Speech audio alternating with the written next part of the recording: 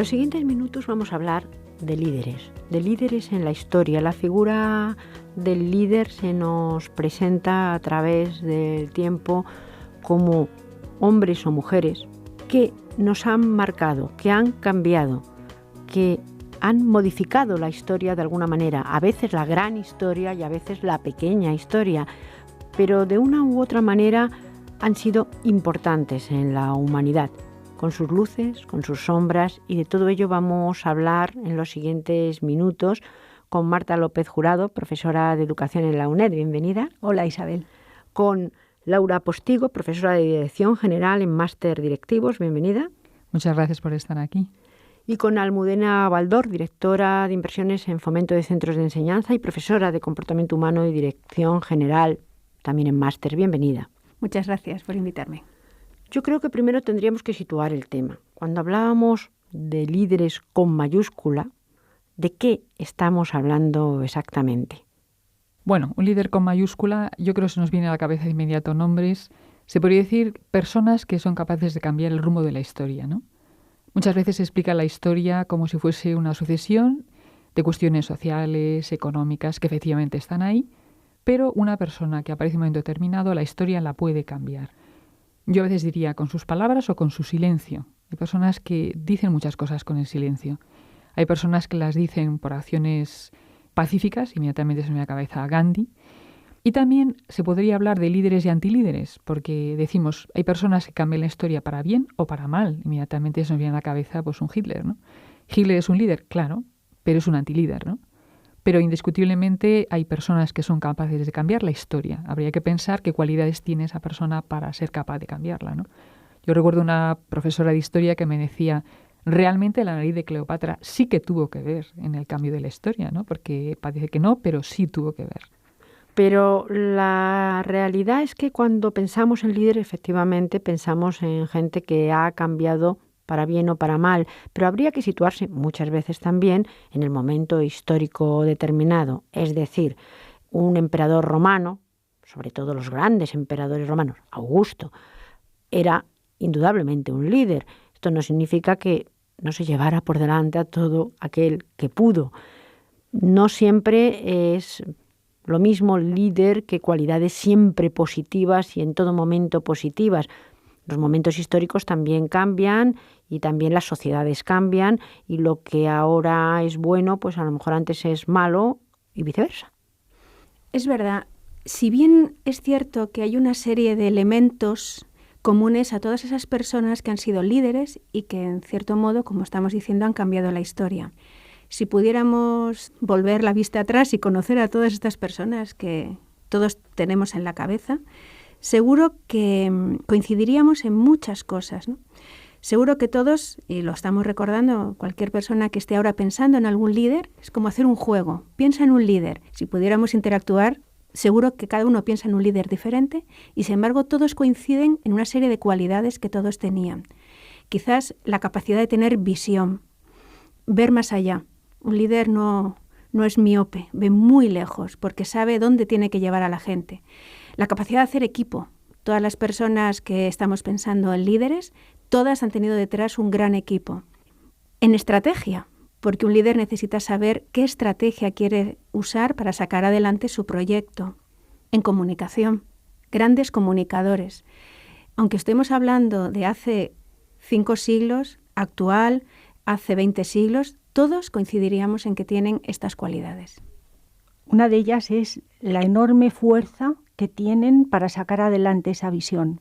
O sea, a pesar de las dificultades, estoy recordando la cantidad de años que Nelson Mandela, un personaje que ha cambiado la historia de Sudáfrica, pues estuvo encarcelado en circunstancias durísimas y él dentro de la cárcel no entregó el guiar su propia vida a las circunstancias externas. Él por dentro generó una fuerza tremenda porque confiaba en la misión que él tenía en la vida, aunque estaba dentro de una cárcel, y guió desde dentro su libertad de tal manera que cuando salió no generó el rencor y el odio contra los carceleros, sino que consiguió unir al pueblo de Sudáfrica. Claro, estamos hablando y hemos nombrado, excepto la figura de Hitler, pero que indudablemente la figura de Hitler Hitler líder, digamos, lo fue, y lo fue porque tuvo muchísimos seguidores, eso es indudable, pero sin embargo estamos tratando figuras como Gandhi o como Mandela, que de alguna manera han quedado como figuras amables, como si habláramos pues de Teresa de Calcuta, son figuras amables, pero hay otras figuras quizá no tan amables. Es decir, si yo hablo de un rey, hablo de Carlos I de España o V de Alemania, bueno, pues probablemente para mucha gente en Flandes pues no fuera ninguna figura amable, o el duque de Alba pues no lo era, sin embargo aquí sí lo era.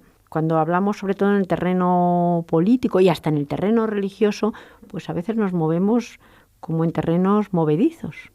Bueno, antes hablamos de que hay tipos distintos de líderes, pero cualquier líder, hasta el líder que nosotros consideramos un buen líder, tiene sus sombras. Es decir, porque tiene sus sombras la persona, ¿no?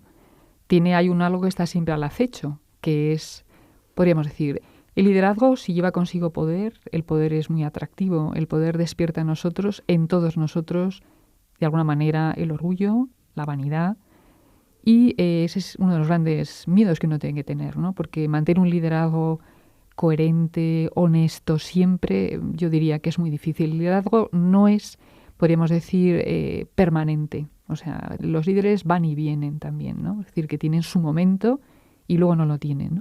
Por eso necesita uno una contrapartida que a uno le haga recordar que tiene sus puntos débiles. El líder, en la medida que se queda solo, es cuando se equivoca. Necesita uno de la ayuda de los consejeros y hacer caso. Quizá esos muchas veces los errores que tienen los líderes, ¿no?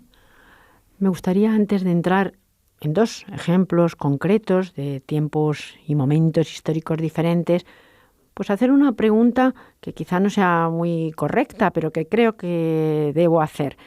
Y es por qué, en general, hablamos de líderes masculinos, porque he intentado, a la vez que estábamos hablando y cuando Almudena Baldor decía vamos a pensar en un líder, pensar en líderes femeninos, he pensado inmediatamente en Isabel la Católica, por ejemplo, y he pensado en Catalina la Grande, es decir, en dos mujeres que han sido reinas fuertes en momentos diferentes de la historia, pero son esas dos figuras las que me han venido, no digo que no haya otras, habrá muchísimas. Y Teresa de Calcuta, perdona Isabel, ¿la has nombrado? Sí, Teresa de Calcuta lo he nombrado, pero se me aparece más bien como alguien que ha cambiado, pero que ha cambiado no tanto desde el liderazgo tradicional, quizás también sería cuestión de discutirlo, pero ¿por qué casi siempre, líderes hombres? Tú estás hablando de nombres, de mujeres. Yo añadiría otro, que es Leonor de Aquitania.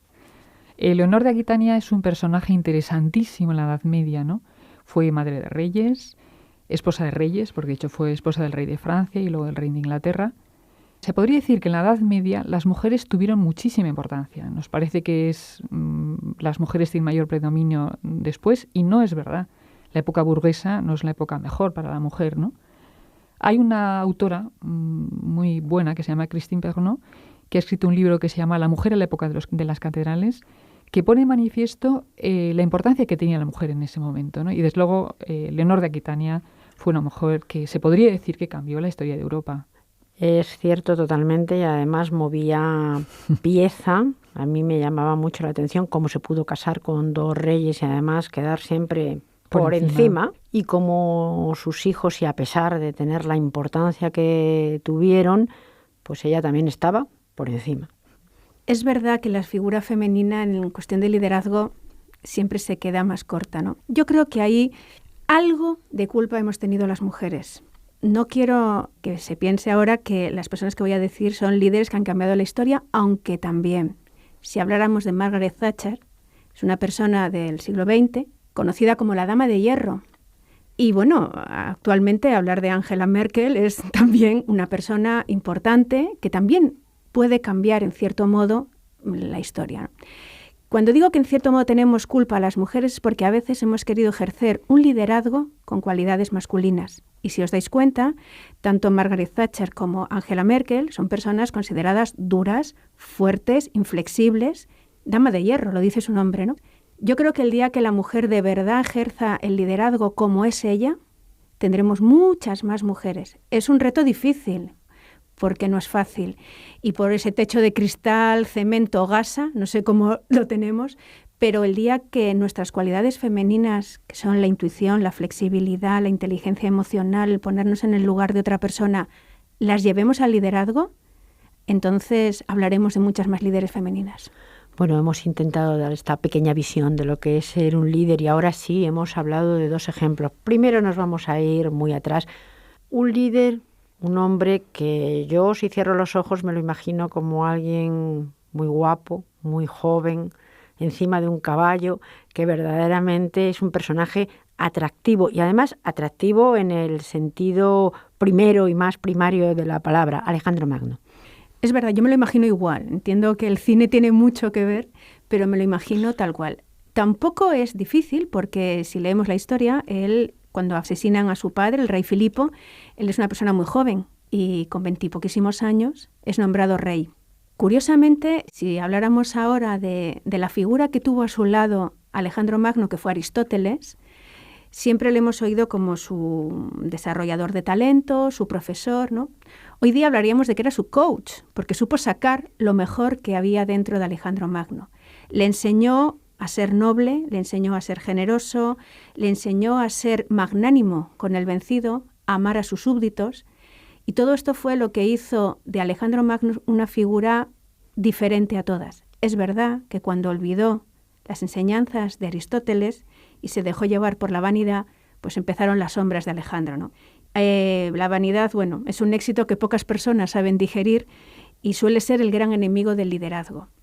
Era muy joven y lo primero que hizo, que es llamativo, bueno, como cualquier director general que llega a una empresa, hizo un organigrama, pero hizo un organigrama basado en las personas que estaban al lado de su padre, personas mayores que tenían todo el conocimiento, y buscó a gente joven que había sido formada junto a él y Aristóteles y los unió, de manera que unió la antigüedad, la sabiduría con la innovación y la juventud.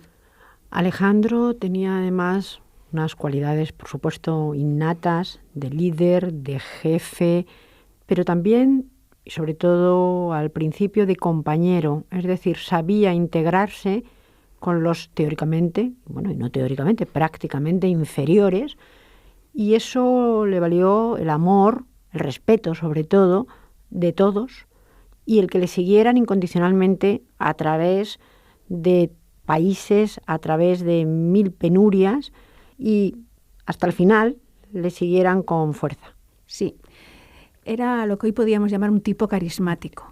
Él se dio cuenta que la fuerza de un líder es el equipo y las personas que tiene alrededor, y eso lo supo cuidar muy bien. Y supo aunar en el equipo y en las personas que estaban a su alrededor la gente mayor y la gente joven.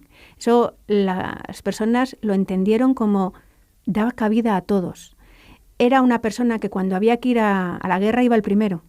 Él, bueno, yo no, evidentemente, no conocía a Alejandro Magno, pero las múltiples películas siempre le presentan al frente de la guerra y cómo sabía llamar a cada uno por su nombre. Cosa que hoy, pues quizás a lo mejor muchas personas que dirigen quisieran saber si saben el nombre de 5 o 6 que tienen a su alrededor. Conocía las gestas de sus padres, conocía lo que había hecho cada uno, los nombraba, los reconocía, iba por delante. Ese abrir camino siempre fue muy valorado por las personas que estaban alrededor de él. Era indudablemente un gran militar, pero luego también esa vena diplomática, una vez que conquistaba, sabía hacer lo suyo y sabía hacer súbditos allí por donde pasara. Y eso es muy complicado y que de alguna manera, si no amor, hubiera respeto y obediencia también. Sí, la verdad es que allí por donde pasaba fue parte de lo que le enseñó Aristóteles, a ser magnánimo con los vencidos y a entender a las personas que él, lógicamente, iba a sus tierras y conquistaba, pero fue una persona que también supo captar de las culturas diferentes lo mejor. Eso es algo interesante e importante, porque sabía quedarse con lo mejor de cada cultura, culturas muy diferentes, y él sabía hacer suyo lo mejor de cada cultura. Sin embargo, a mí hay algo que sí me gustaría preguntar. Hay en un aspecto de su vida, quizá en el aspecto emocional o sentimental, que a mí no me parece tan fuerte o me parece perdido a veces, o quizá por la época en la que vivió. Ese aspecto más privado me parece que es como si tuviera esa pata coja en su personalidad. Debía ser complicado, en aquella época estar fuera de tu hogar años y años y años. no nos podemos imaginar qué pasaría ahora, ¿no? De una persona que durante años y años y años sería imposible no tener contacto con su gente. Yo creo que parte de su inestabilidad emocional era esa soledad, que también aludió hace un momento a Laura, y él en muchos momentos estuvo muy solo.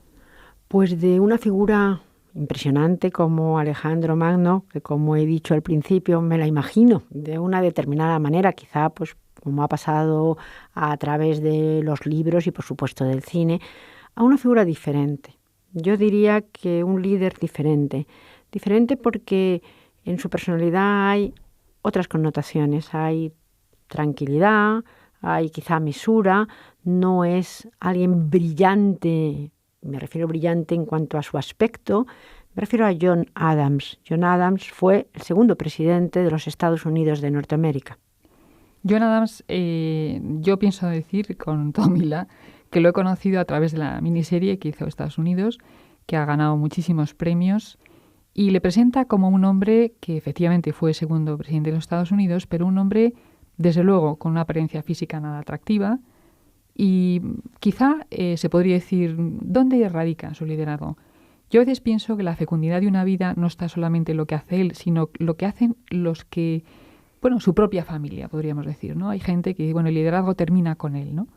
En el caso de John Adams, el liderazgo no terminó con él, tuvo varios hijos y uno de ellos llegó a ser el sexto presidente de Estados Unidos, ¿no? De alguna forma dices, bueno, pues es un hombre que no solamente él fue el segundo y por lo tanto es padre de la Constitución y por lo tanto fue vicepresidente con Washington, sino que también sus hijos han podido cambiar la historia. Yo creo que es muy importante la fecundidad de la persona. Y también la figura de su mujer que hacía de contrapunto. Decimos que siempre de un gran hombre hay una estupenda mujer. En el caso concreto de Abigail, que es la mujer de John Adams, se puede decir que es una extraordinaria mujer. Le colocaba siempre en su sitio. Antes decíamos que una persona necesita como un buen consejero, ¿no? Para que no se le subiese a la cabeza el poder. Y Abigail era la persona que todas las noches le enfrentaba con su propia realidad, junto con ese inmenso cariño que hacía que él se sintiera acompañado, etcétera, ¿no? Esa es Abigail. Dos figuras totalmente diferentes, hemos hablado de otras también en este programa, pues para que también se pueda ver que el papel del líder a veces no siempre es igual, depende de dónde nazcas, de en qué momento estés y también de tu propia personalidad. Hay diferentes formas de ser líder. En cualquier caso, sí, esta reflexión sobre el liderazgo y que cada uno, bueno, como nos decía Almudena Baldor, en su cabeza y para finalizar el programa, busque uno o dos líderes que le puedan servir de referencia. Porque es muy importante la ejemplaridad, efectivamente. Tenemos necesidad de modelos que nos arrastren y que nos lleven a hacer algo que nos supere a nosotros mismos. Hemos hablado de las sombras de los líderes y es que el ser humano es un ser vulnerado, estropeado, y necesariamente ha de ir recosiéndose, poniéndose lañas para poder funcionar mejor. Uno que comete errores no tiene que importar que cometa errores. Lo importante o lo dramático sería seguir haciéndolo, ser reiterativo en el error. Un líder comete errores pero los rectifica y por eso es sabio. Pues muchísimas gracias a las tres. Muchas Gracias. gracias. A ti.